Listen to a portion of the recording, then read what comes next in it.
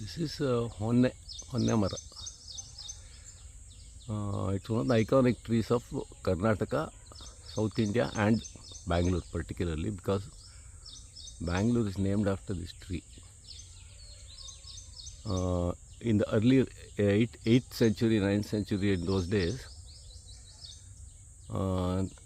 Bangalore, this tree is called Benga in Kannada. So Bengaluru, one theory is that Bangalore is named after this tree.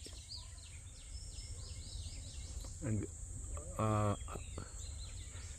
we are lucky to have an old tree in our place that is some 10 years old. Not 10, 100 years old. 100 plus years old.